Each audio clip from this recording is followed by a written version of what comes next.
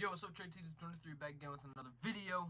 A lot of big news, man. The biggest trade so far this NBA season happened about 6 hours ago. I'm going to talk about the first one. So, the Pelicans and the Portland Trailblazers were in discussions early this morning. They finally came to an agreement around 10:30, 11 o'clock. So, the trade is the Portland Trailblazers get Josh Hart, Tomas Satoransky, Nickeil Alexander-Walker, Didi, a 2022 protected first-round pick, 2 second-round picks, and the Pelicans get C.J. McCollum, Larry Nance Jr., and Tony Snell. What is going on in Portland that you have to settle for Josh Hart, Tomas Satoransky, Nickeil Alexander-Walker, Didi, a first and 2 seconds for C.J. McCollum and Larry Nance? I don't know about the trade. For the Pelicans, it's amazing. It's another Blazers got finessed. Nickeil Alexander-Walker, I think he's got a promising future. Josh Hart's like an older guy, but also a younger guy at the same time. Tomas Satoransky is just to make contracts equal a little bit. And then the first and the 2 seconds. It's a no-brainer that the Pelicans won. They got C.J. McCollum, who I think is going to fit really well with the New Orleans Pelicans. Now he can be the second, third option.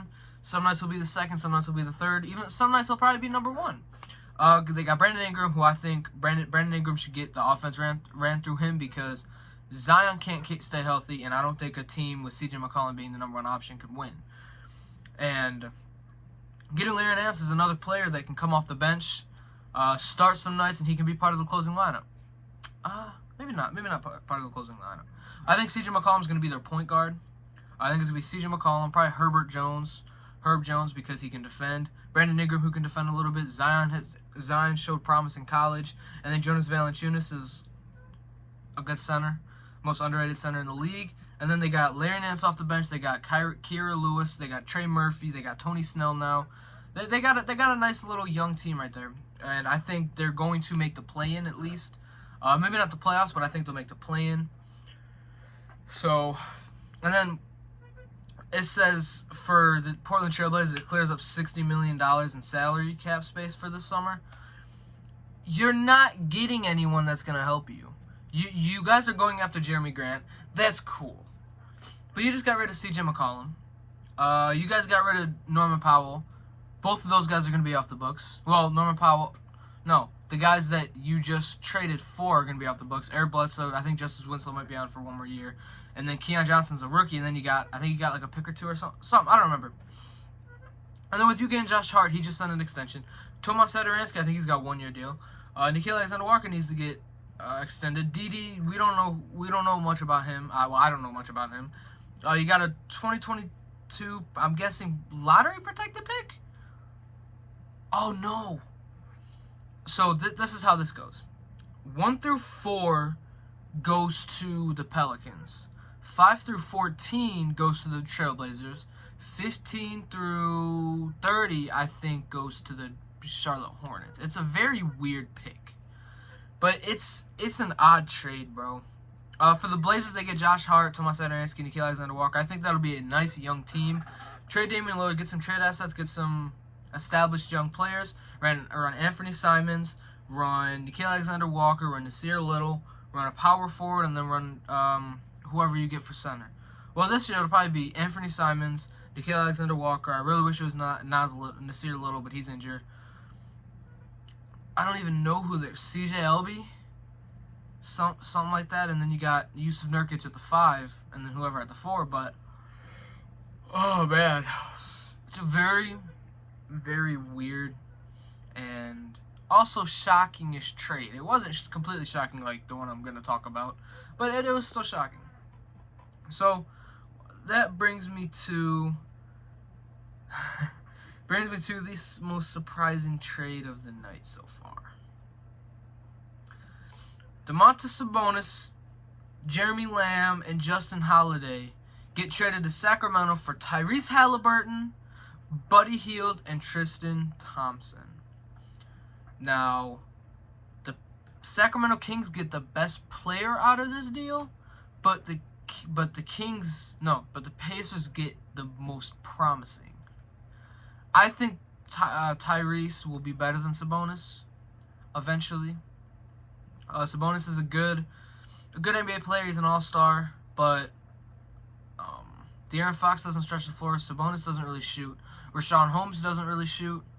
So it's kind of odd for that. Even them, like, if you knew you can trade this for Tyrese, then why did the Sixers trade Ben Simmons?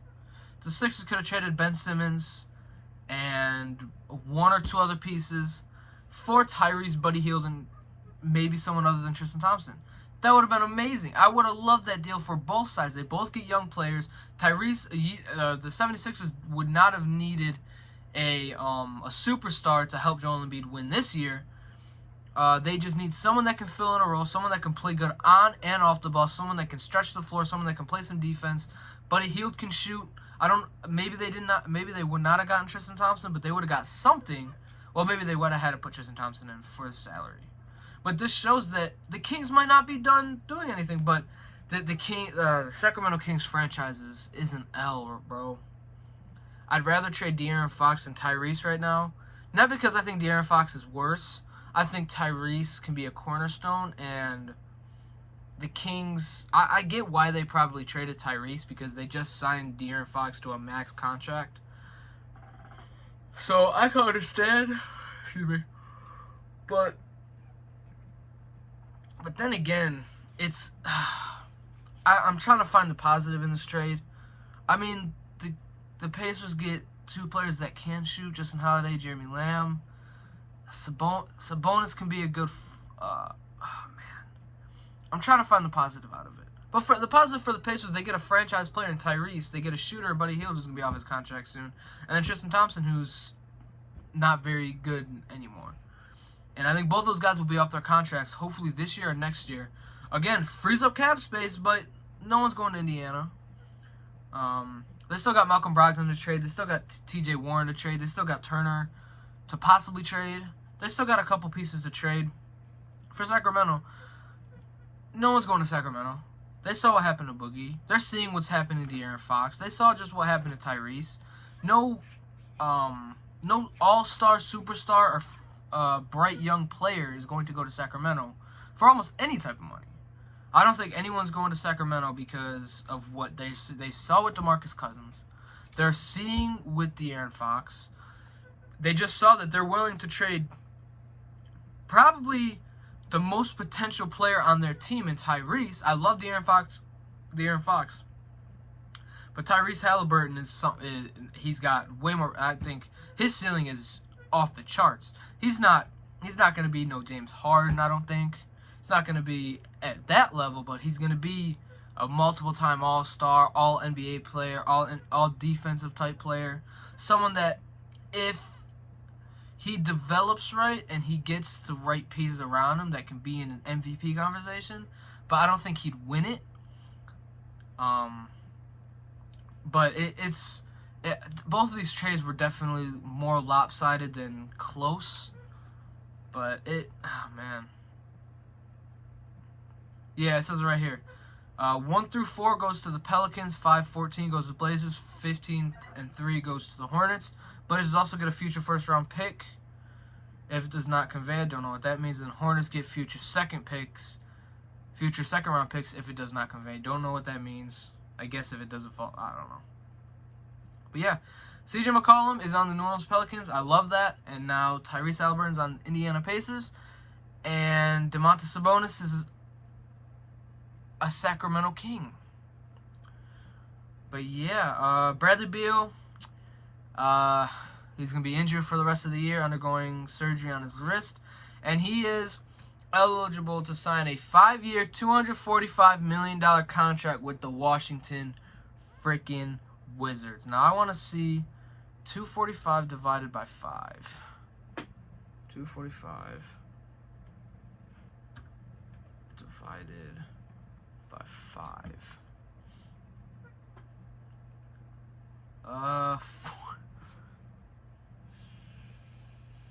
49.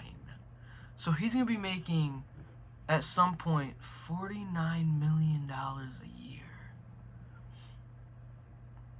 Damn it, Mom and Dad, why couldn't you guys be taller and make me taller, bro? Come on.